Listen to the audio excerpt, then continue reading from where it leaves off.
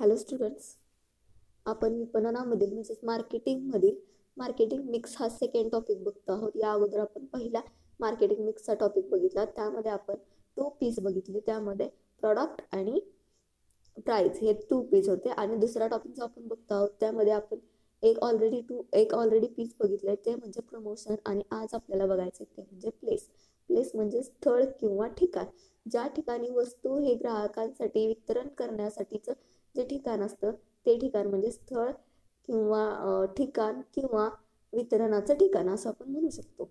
Okay, so compulsory lecture ऐकत असताना लेक्चरच्या कमेंट सेक्शनमध्ये तुमचं नाव मेन्शन करायचं.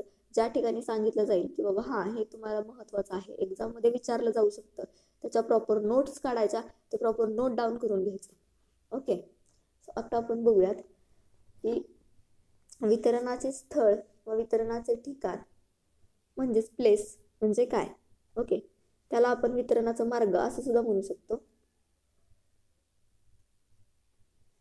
त्यामध्ये तुम्हाला सांगितले औद्योगिक क्रांतीमुळे श्रमशक्तीऐवजी यंत्रशक्तीचा वापर जास्त प्रमाणात कारखान्यांमध्ये केला जाऊ लागलाय.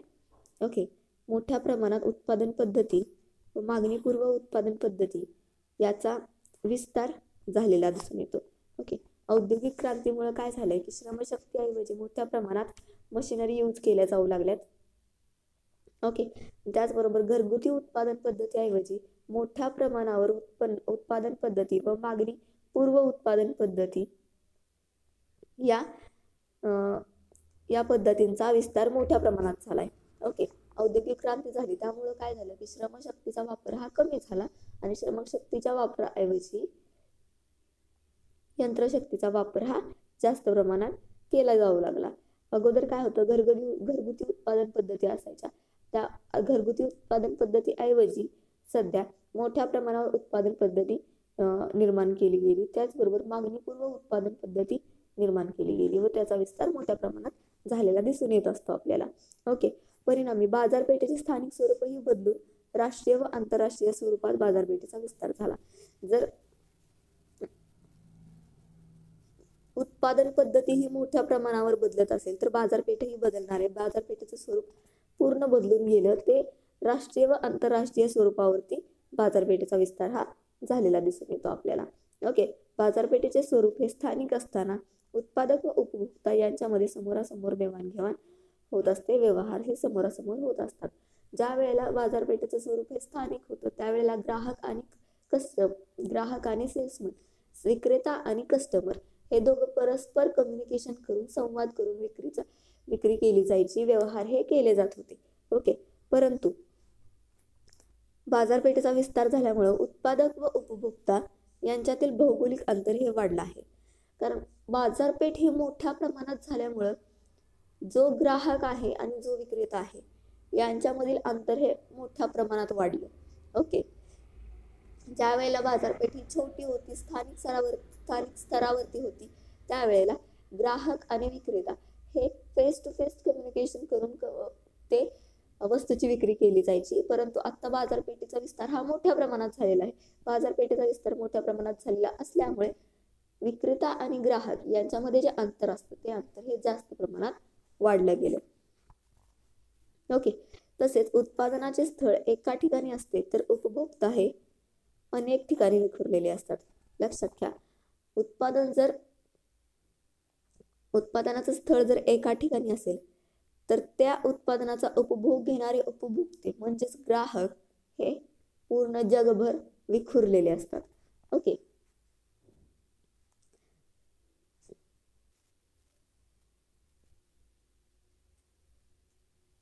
एक्झाम्पल बघा, तुम्हाला सांगितलं इथं काश्मीरमधील सफरचंद भारतभर विक्रीसाठी उपलब्ध केली जात असतात.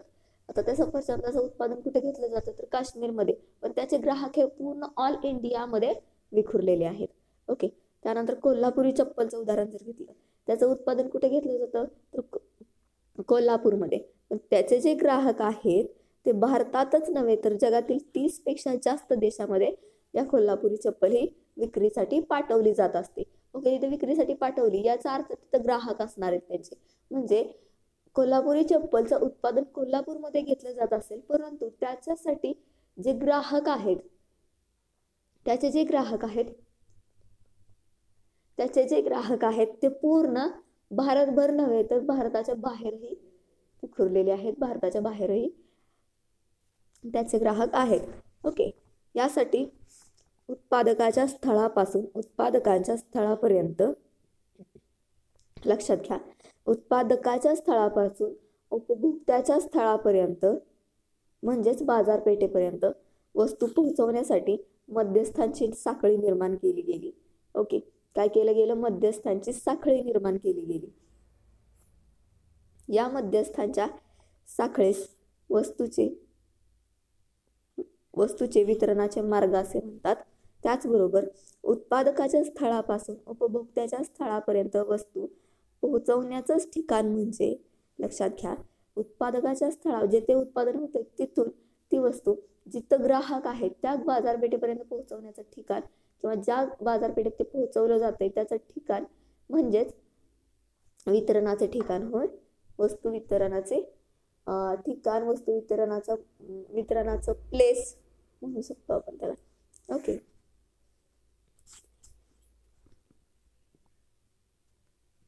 सो बघा, वितरण मार्गाच्या व्याख्या तुम्हाला दिल्यात. 3 व्याख्या आहेत. त्यामध्ये पहिली व्याख्या आहे अकॉर्डिंग टू फिलिप कोटलर यांच्या मते वितरण मार्ग किंवा वितरण ठिकाण म्हणजे काय?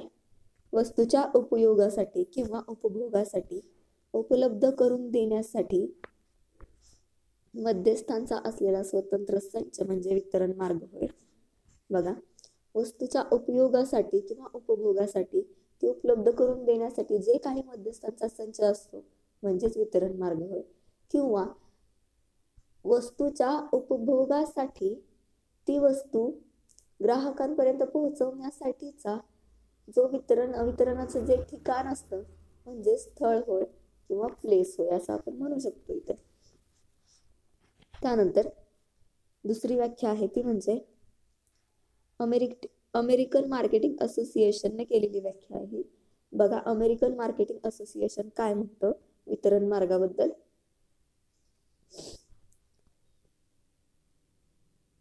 उत्पादन संस्थेचे अंतर्गत घटक व प्रतिनिधी, लक्षात घ्या, उत्पादन संस्था जी आहे त्या संस्थेचे अंतर्गत घटक व प्रतिनिधी, व्यापारी, घाऊक व्यापारी व किरकोळ व्यापारी या संस्था बाह्य घटकांची वस्तूच्या विपणनासाठी निर्माण केलेली रचना म्हणजे वितरण मार्ग होय. वितरण मार्गामध्ये कोणते कोणते घटक येतात तर त्यामध्ये प्रतिनिधी, व्यापारी, घाऊक व्यापारी, किरकोळ व्यापारी या संस्थेच्या बाह्य असणाऱ्या घटकांची मार्केटिंगसाठी निर्माण केलेली रचना म्हणजे वितरण मार्ग होय. ओके, आता या 2 व्याख्यावरून एक कॉमन व्याख्या तयार होऊ शकते, ती म्हणजे विपणन कार्य साध्य करण्यासाठी, मार्केटिंग हे कार्य साध्य करण्यासाठी होण्यासाठी उत्पादक व उपभोगकर्ते आणि उपभोगकर्ते उत्पादक यांच्यात संपर्क ठेवण्यासाठी अभिकर्त्यांचे व संस्थांचे संघटित जाळे म्हणजेच वितरण मार्ग होय.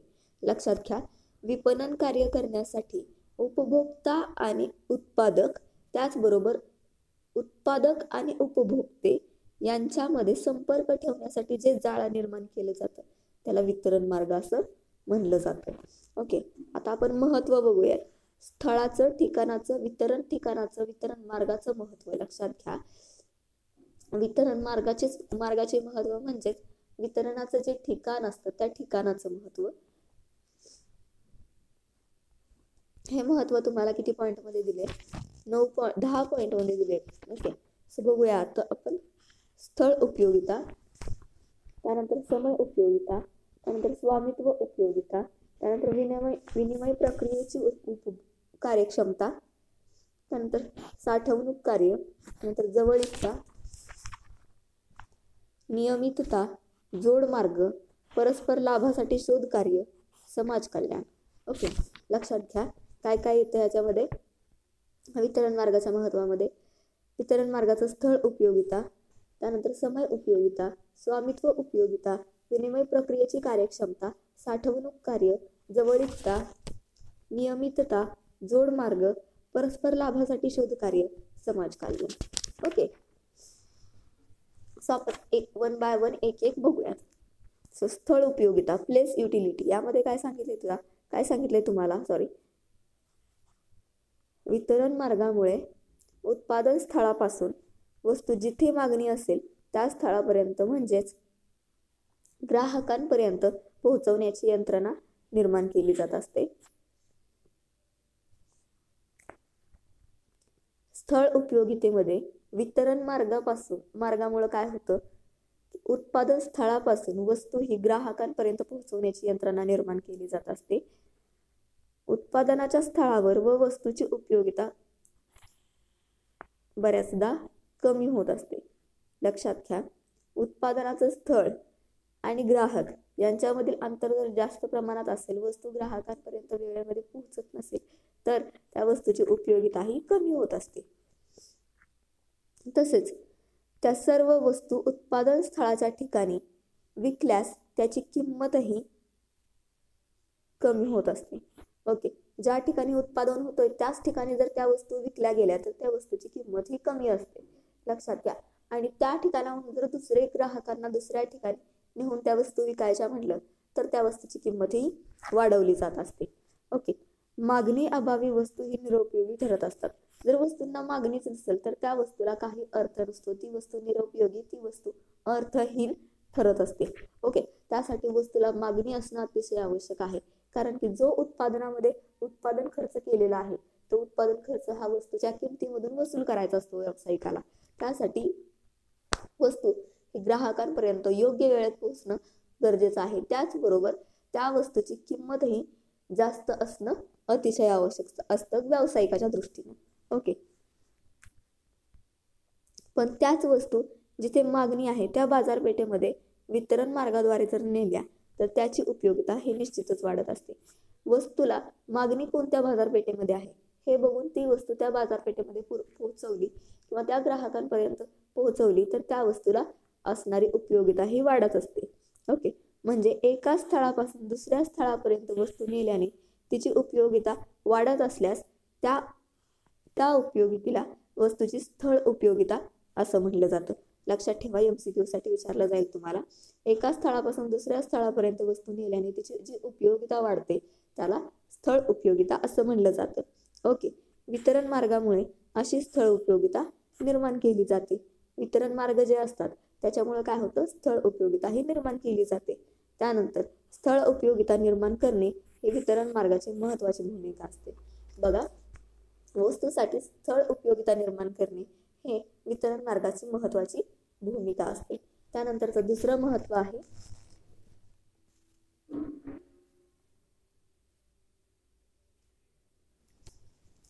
समय उपयोगिता. समय उपयोगितेमध्ये तुम्हाला काय सांगितले, टाइम युटिलिटी. यामध्ये वितरण मार्गामध्ये उत्पादक व ग्राहक यांच्या दरम्यान मध्यस्थांची साखळी असते.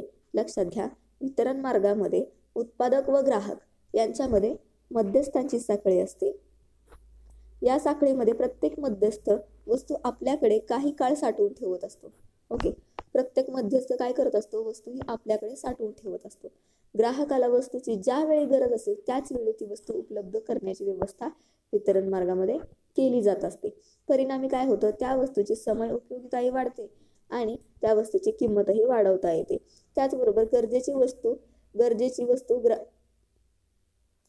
विशिष्ट वस्तू गरजेच्या विशिष्ट वेळी जर उपलब्ध होत असेल तर त्या वस्तूचं महत्त्वही वाढत असतं. लक्षात घ्या, ग्राहकाला ज्यावेळी वितरण मार्गामध्ये उत्पादक व ग्राहक यांच्यात मध्यस्थ असतात ते मध्यस्थ काय करतात, काही वेळा वस्तू ही साठवून ठेवतात. ओके, आणि ज्या वेळेला ग्राहकाला त्या वस्तूची गरज आहे त्याच वेळेला ती वस्तू उपलब्ध करून दिली जाते. परिणामी काय होतं की त्या वस्तूची समय उपयोगिता वाढते आणि ती वस्तू विशिष्ट वेळी उपलब्ध करून दिली तर त्याचं महत्त्वही वाढत असतं. ती विशिष्ट वेळ निघून गेली तर त्या वस्तूची उपयोगिता ही शून्य ठरत असते. ओके, जो ठराविक कालावधी असेल, ठराविक पिरियड असेल त्याच वेळेत ती वस्तू ग्राहकांपर्यंत पोहोचणं अतिशय आवश्यक असतं. आणि जर त्या वेळेमध्ये वस्तू जर ग्राहकांपर्यंत पोहोचली नाही तर त्या वस्तूची समय उपयोगिता ही शून्य असते.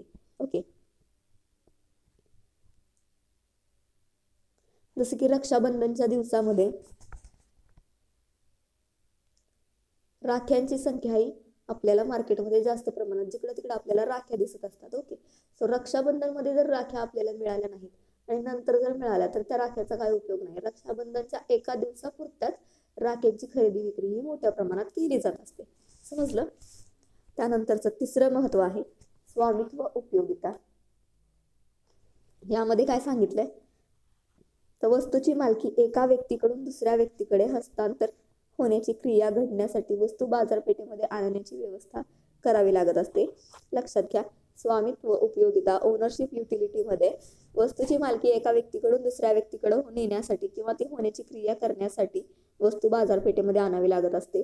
वस्तू बाजारपेठेत आणण्याची व्यवस्था वितरण मार्गाद्वारे केली जात असते. ओके, जे काही वितरण मार्ग आहेत त्याद्वारे वस्तू बाजारपेठेमध्ये आणली जाते वाहतूक करून. त्यानंतर वस्तूचे स्वामित्व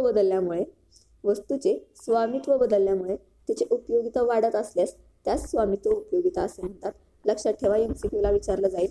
वस्तूचं स्वामित्व बदलल्यामुळे त्या वस्तूची उपयोगिता वाढत असते, त्याला स्वामित्व उपयोगिता असं म्हटलं जातं. अशी स्वामित्व उपयोगिता वितरण मार्गामुळे निर्माण होत असते. ओके, आता स्वामित्व वाढण्यासाठी काय महत्वाचं ठरतं तर वितरण मार्गामुळे काय होतं, स्वामित्व उपयोगिता वाढत असते. ओके, एखाद्या जीवरक्षक औषधाची उपयोगिता त्या औषधाच्या कारखानदारापेक्षा किंवा वितरकापेक्षा संबंधित आजारी व्यक्तीला जास्त प्रमाणात असते. लक्षात घ्या, वितरण मार्गातील मध्यस्थ ही वस्तू गरजवंतास विकून त्याचं स्वामित्व उपयोगिता ही निर्माण करत असतात. स्वामित्व उपयोगितेमध्ये काय सांगितले, वस्तूची मालकी एका व्यक्तीकडून दुसऱ्या व्यक्तीकडे हस्तांतरित करण्याची क्रिया घडण्यासाठी बाजारपेठेमध्ये वस्तू आणणं महत्वाचं असतं. त्याची बाजारपेठेत आणण्यासाठी त्या वस्तूची व्यवस्था करावी लागत असते. ओके, आणि बाजारपेठेमध्ये आणण्याचं व्यवस्था कोण करतं तर वितरण मार्गाद्वारे ती वस्तू बाजारपेठेमध्ये येत असते. त्याचबरोबर वस्तूचे स्वामित्व बदललं तर तिचं उपयोगिता वाढत असते. हे स्वामित्व उपयोगितेमध्ये सांगितले तुम्हाला. वस्तूच्या स्वामित्व उपयोगितेमध्ये काय सांगितलंय, वस्तूचं स्वामित्व बदलल्यामुळे त्याची उपयोगिता वाढत असल्यास त्याला वस्तूचं स्वामित्व उपयोगिता असं म्हटलं जातं. आणि ती उपयोगिता हे वितरण मार्गामुळे वाढणं शक्य होत असतं. जसं की फॉर एक्झाम्पल तुम्हाला सांगितलंय औषधे असतील. ओके, औषधांच्या बाबतीत काय होतं की त्या औषधांची गरज ही औषधं बनवणाऱ्या त्या कारखानदारापेक्षा किंवा औषधं विकणाऱ्या विक्रेत्यापेक्षा जो काही संबंधित आजारी व्यक्ती आहे त्या व्यक्तीला त्या औषधाची गरज जास्त असते. ओके, त्यामुळे वितरण मार्गातील मध्यस्थ काय करत असतात, ह्या वस्तू गरजवंतापर्यंत पोहोचून त्याची स्वामित्व उपयोगिता वाढवत असतात. त्यानंतरचा चौथं महत्व आहे विनिमय प्रक्रियेची कार्यक्षमता.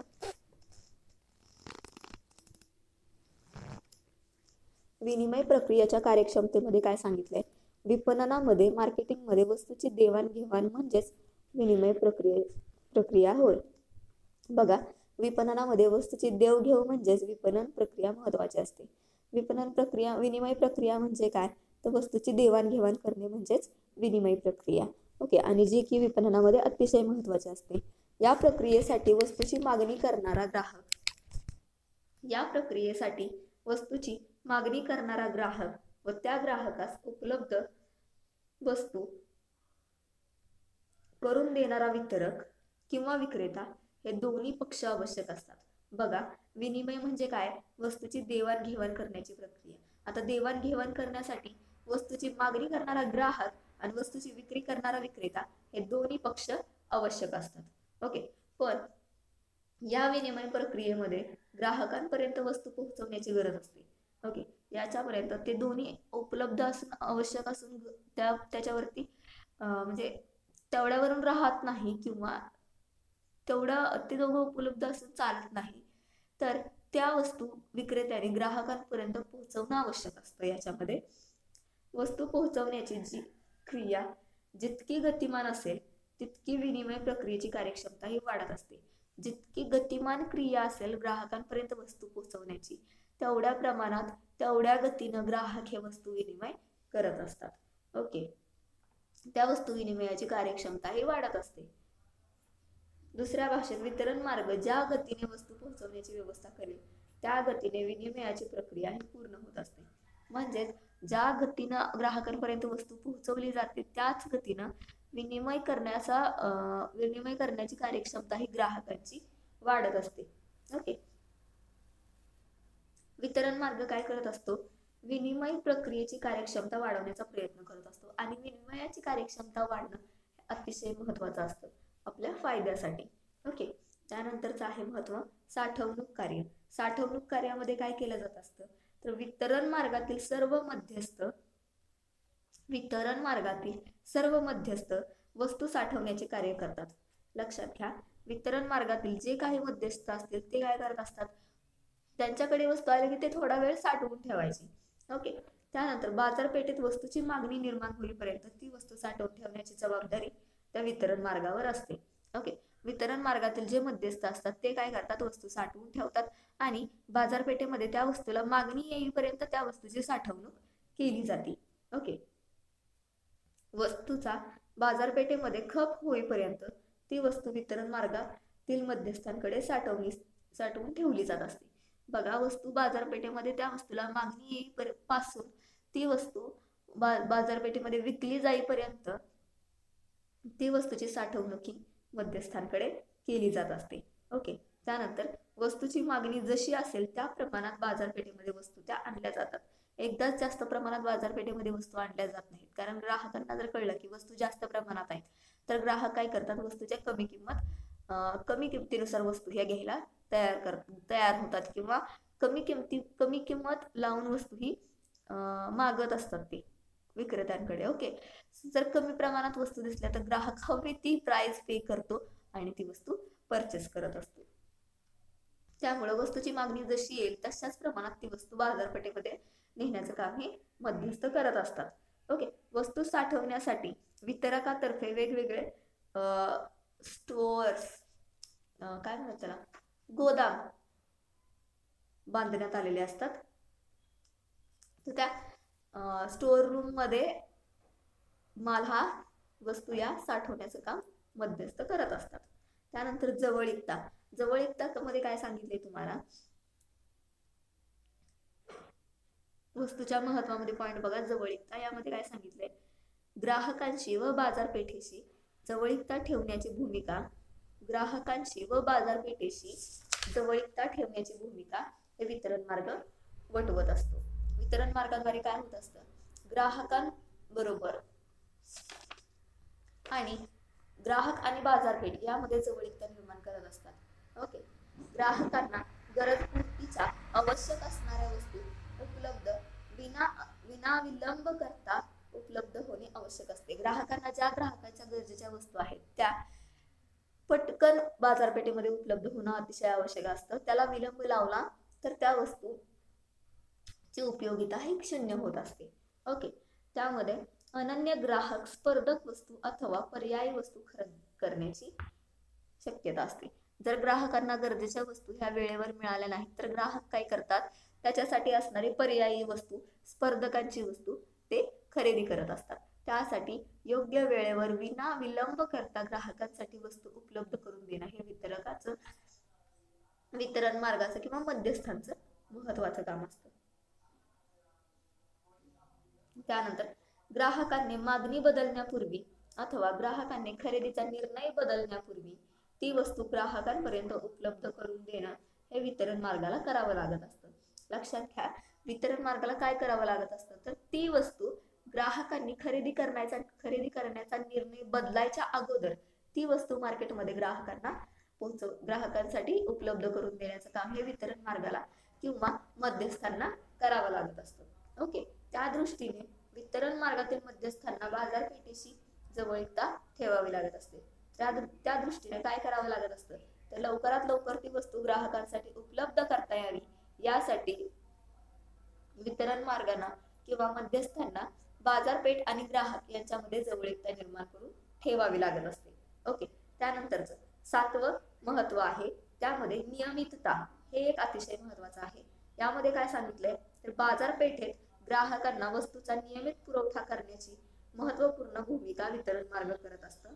लक्षात घ्या, बाजारपेठेमध्ये ग्राहकांना नियमित वस्तूचा पुरवठा करणं याची ही महत्वाची भूमिका वितरण मार्ग करत असतं. आणि ग्राहकांना नियमित वस्तूंचा पुरवठा करणं हे अतिशय महत्वाचं असतं, जेणेकरून की आपले जे कस्टमर आहेत, आपले जे ग्राहक आहेत, ते आपला ब्रँड सोडून दुसऱ्या ब्रँडकडे जाऊ नयेत. ओके. वस्तूच्या पुरवठ्याबाबत सातत्य, नियमितपणा व गतिमानता राखणे अतिशय आवश्यक असते. वस्तूचा पुरवठा करत असताना त्या वस्तूच्या पुरवठ्याबाबत सातत्य, त्याबाबत नियमितता व गतिमानता राखणं अतिशय महत्वाचं असतं. म्हणजे नियमितपणे ते वस्तू ग्राहकांपर्यंत पोहोचल्या पाहिजेत, त्या सतत मार्केटमध्ये दिसल्या पाहिजेत, आणि ते जे त्या ज्या वस्तू ग्राहकांपर्यंत पोहोचवण्याची गती आहे, ती गती ही वाढवली पाहिजे. ओके. त्यानंतर वितरण मार्ग वस्तूच्या पुरवठ्याबाबत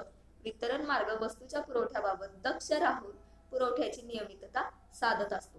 लक्षात घ्या, वितरण मार्ग हा पुरवठ्याबाबत दक्ष राहत असतो आणि त्याबाबत वस्तूचा पुरवठा नियमित साधला जात असतो. ओके. या नियमिततेवरच वितरण मार्गाची कार्यक्षमता ठरत असते. ज्या प्रमाणात किंवा ज्या कंटिन्युटी मध्ये वितरण मार्ग किंवा मध्यस्थ ग्राहकांपर्यंत वस्तूचा पुरवठा करत असतात, त्या पुरवठ्यावरच वितरण मार्ग जे असतात त्यांची कार्यक्षमता कशी आहे हे समजून येत असतं. ओके. त्यानंतर जोड मार्गामध्ये काय सांगितलंय, तर वितरण मार्ग हा उत्पादक व उपभोक्ता यांच्यामधील महत्वाचा जोड मार्ग असतो. लक्षात घ्या, MCQ साठी विचारलं जाऊ शकतं. वितरण मार्ग हा उत्पादक व उपभोक्ता यांच्यातील महत्वाचा जोड मार्ग आहे. ओके. वितरण मार्ग हा उत्पादक जो आहे तो उत्पादक आणि उपभोक्ता म्हणजे ग्राहक या दोघांना जोडणारा जोड मार्ग असतो. ओके. कारण उत्पादक जो असतो तो वस्तूचे उत्पादन घेतो, आणि जे मध्यस्थ असतात त्यांच्याद्वारे ती वस्तू ग्राहकांपर्यंत पोहोचत असते. म्हणजे मेन उत्पादक आणि ग्राहक यांना जोडणारा जो वितरण मार्ग असतो त्याला जोड मार्ग असं म्हटलं जातं. ओके. उत्पादन संस्था व उपभोक्ता जगामध्ये कुठेही असला तरी त्या एकमेकांना जोडण्याचं कार्य हे वितरण मार्गातर्फे केलं जात असतं. ओके. लक्षात घ्या, उपभोक्ता आणि उत्पादक हे दोघं जगात कुठेही असले तरी यांना जोडण्याचं कार्य हे वितरण मार्ग करत असते. म्हणजे जर उत्पादक हा दिल्लीमध्ये जर असेल आणि त्याचे कस्टमर जर आपल्याला कन्याकुमारी केरळमध्ये असतील, तर ते त्या उत्पादक दिल्लीमध्ये होणारं उत्पादक हे कन्याकुमारी केरळ पर्यंत पोहोचवण्याचं काम हे वितरण मार्ग मध्ये करत असतात. ओके. या जोडमार्गाचे पहिले स्टेशन उत्पादक स्थळ असते आणि शेवटचे स्टेशन हे ग्राहक म्हणजेच उपभोक्ता असतो. ओके. लक्षात घ्या, या जोडमार्गाचं पहिलं स्थान हे उत्पादक असतो. जिथे उत्पादन घेतलं जातं वस्तूचं तो उत्पादक असतो, जो उत्पादन घेतो, आणि शेवटचं स्थळ म्हणजे जो की त्या वस्तूचा उपभोग घेतो म्हणजेच उपभोक्ता म्हणजेच ग्राहक असतो. ओके. त्यानंतरचं आहे परस्पर लाभासाठी शोधकार्य. आता यामध्ये बघा मला काय सांगितलंय, परस्पर लाभासाठी शोधकार्य. यामध्ये उत्पादक हा आपल्या वस्तूच्या ग्राहकाचा व ग्राहक हा आपल्या गरजपूर्तीच्या वस्तूच्या सतत शोधात असतो. लक्षात घ्या, उत्पादक त्याला वस्तू विकायची असते, तो ग्राहकांच्या शोधात असतो, आणि ग्राहक हा आपल्या गरजपूर्तीची जी वस्तू आहे, आपली गरज पूर्ण करणारी जी वस्तू आहे त्या वस्तूच्या शोधात असतो. ओके. या शोध कार्यामध्ये वितरण मार्ग ही महत्वाची भूमिका बजावत असतं. वितरण मार्गाची भूमिका ही शोधकाची असते. शोधकाची म्हणजेच की आपली वस्तू किती ग्राहक असे आहेत की त्यांना आपल्या वस्तूची गरज आहे. ओके. हे शोधण्याचं काम हे वितरण मार्ग करत असतो. वितरण मार्ग हा उत्पादकाच्या व उपभोक्त्यांचा शोध घेण्याचं काम हे वितरण मार्ग करत असतो. जे वितरण मार्ग असतात ते आपले ग्राहक कुठपर्यंत आहेत हे शोधण्याचं काम वितरण मार्ग हा करत असतो. त्यासाठी परस्पर लाभासाठी हे शोध कार्य केले जाते. ओके. परस्पर लाभासाठी म्हणजे ग्राहकाला वस्तूचा लाभ घेण्यासाठी वस्तू शोधायची असते, उत्पादकाला वस्तू विक्री करण्यासाठी ग्राहक शोधायचा असतो, आणि हे शोध कार्य करण्याचं काम मध्यस्थ किंवा वितरण मार्ग करत असतात. ओके. त्यानंतरचा 10वं महत्व आहे ठिकाणाचं महत्व. वितरण ठिकाणाचं महत्व तुम्ही म्हणू शकता, ठिकाणाचं महत्व, स्थळाचं महत्व म्हणू शकता, किंवा वितरण मार्गाचं महत्व. हे 10 पॉइंट हे सेमच येणार आहेत सगळ्याकडे. ओके. सो 10वं महत्व आहे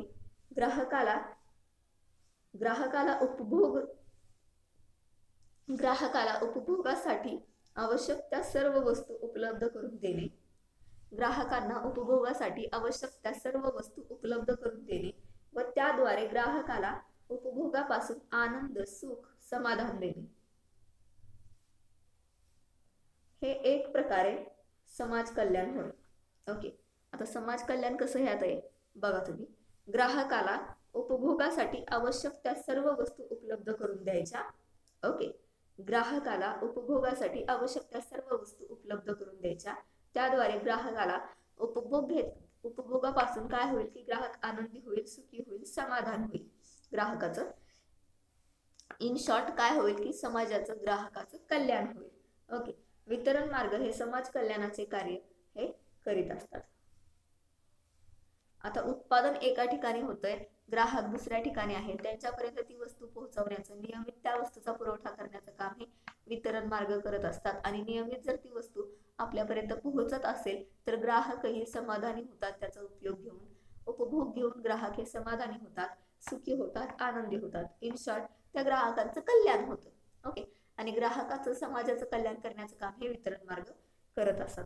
आता आपण काय पाहिलंय तर आपण वितरण स्थळ असतील, वितरण स्थळ किंवा वितरण ठिकाण, वितरण मार्ग याचं महत्व पाहिले. आता याचं महत्व 10 पॉइंट मध्ये आपण पाहिले. त्यामध्ये तुम्हाला काय काय सांगितलं.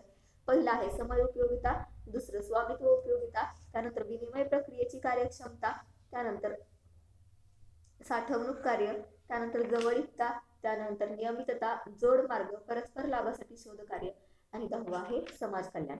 सगळ्यात अगोदरचं होतं स्थळ उपयोगिता आणि सगळ्यात शेवटचं आहे समाज कल्याण. ओके. नेक्स्ट लेक्चरला आपण बघूयात टाइप ऑफ डिस्ट्रीब्युशन चॅनल्स हा पॉइंट आहे आपल्याला. त्यामध्ये वितरण साखळीचे जे प्रकार असतात ते प्रकार आपण अभ्यासणार आहोत नेक्स्ट लेक्चरला. ओके. कंपल्सरी कमेंट सेक्शन मध्ये तुमचं नाव मेन्शन करत चला. जिथं सांगितलं जातंय की हे महत्वाचं आहे त्या ठिकाणी ते प्रॉपर नोट डाऊन करत चला, जेणेकरून तुम्हाला एक्झाम साठी सोपं जाईल. ओके. नेक्स्ट लेक्चरला आपण डिस्ट्रीब्युशन चॅनल्स बघूयात. ओके. थँक्यू.